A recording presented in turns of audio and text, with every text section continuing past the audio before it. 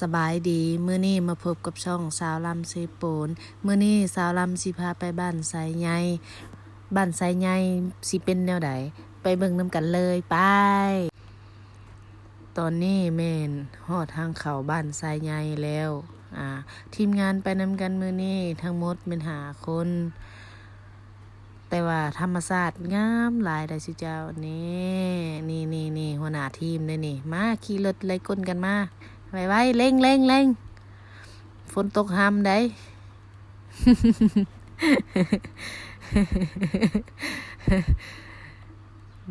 เอาโซ่2 นิ้วไปทางสบายมื้อนี้บ่ยากบัดนี้ก็ฮอดห้วยแล้วสิได้ข้ามห้วยเอาไปแม่อีแฟดไปเอาแม่อีแฟดเกือบตุย เอาลายที่2วันนี้สิเป็นจังใดสิผ่านไปได้บ่ทางบ่ได้ยากได้สุดเจ้าสบายเอา ตอนนี้ก็มาฮอดพี่แล้วบัดนี้เอานี่ฮอดทางขึ้นภูเลยเอากินนี่ก็แม่อีแฟดก็เกือบตุยบ่ได้มายู่ก้นแม่อีแฟดอีกมายู่เอาเล็งแม่อีแฟดสิขึ้นบ่ภูนี่แน่ลายที่2แล้วบัดนี้เอายู่คือเก่า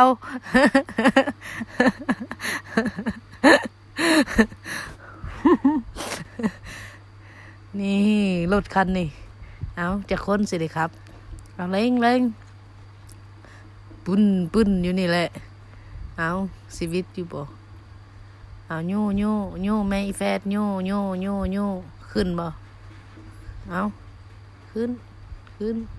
เอ้ยเอารถคันเดียวนี่3 คนครับเอายกล้อยก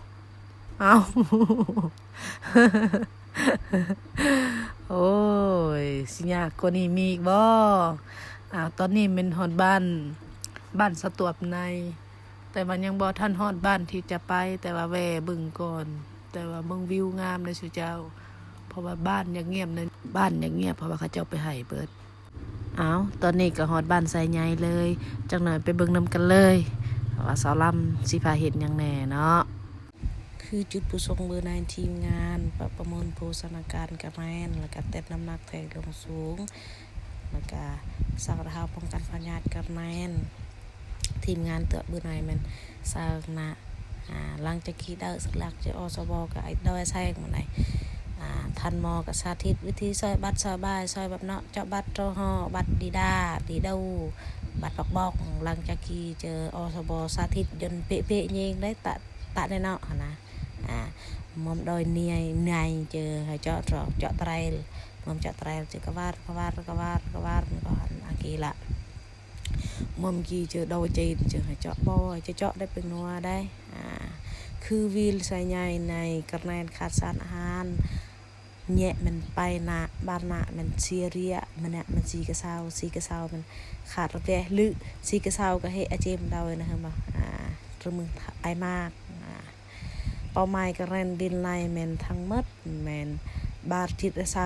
แต่ว่าขาดระเวะมันไปนะปันเซียเรียมันบานนะสีกระเซามันเนี่ยมาอันจาแล้วสะทางแอมมาเ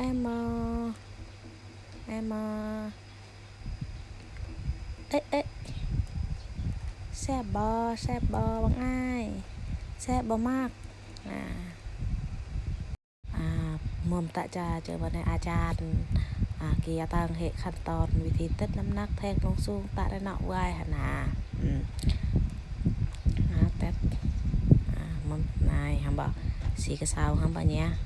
ละอ้อยแต่ฮัมบอกแต่ละตัวต้มข้าวเปียกเจาะตะรันรวยเจาะบัดใบบัดพะบอกมากระใส่รวยใส่เบิ้ลเสียเจาะเสียเบิ้ลใส่เจาะใส่ตะรันรวยเจาะเพิ่มตั้งกี่ตะข้าวเปียกองกระแนนจ้าแล้วดิได้น้ำก็แล้วมาเลยดิบันนี้ก็ทันหม้อก็ซื้อมากินวิตามินซีกินน้ำบ่อันนี่มันสาวลอยเด้อสาวลอยอยู่สุขศาลาดงสวรรค์เพิ่นว่าโสดเด้อหลังจากทีมงานพากันกินข้าวกินน้ำแล้วก็พากันเดินทางกลับบัดนี้ยานฝนลัดทางบัดนี้ตอนลงภูได้บัดนี้เอาสิบ่ได้ดึงกันบ่เด้ยานอยู่หันเด้ เราเลยผู้ผิดความ ได้ดึงกัน เอาแม่อีแฟด นี่จะลงให้บ่ค่อยๆเด้อ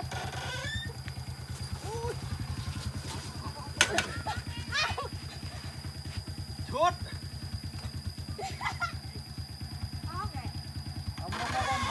ดีเลยให้ดีเลย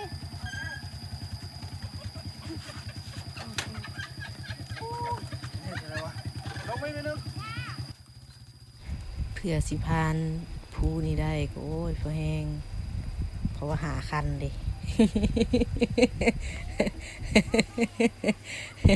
ในแฟดคันสุดท้าย โอ้ยอยากหัวดิขอหัวด้วยคลิปนี้ เอาไปเมื่อวะนี่เดินทางเมื่อเฮือนเฮา คลิปนี้สาวลำสิเว้าสองภาษาก็คือภาษาลาวและก็ภาษาของสาวลำเองเนาะก็คือภาษาเผ่าตีเนาะ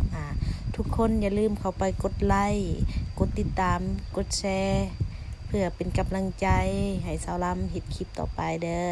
บ๊ายบาย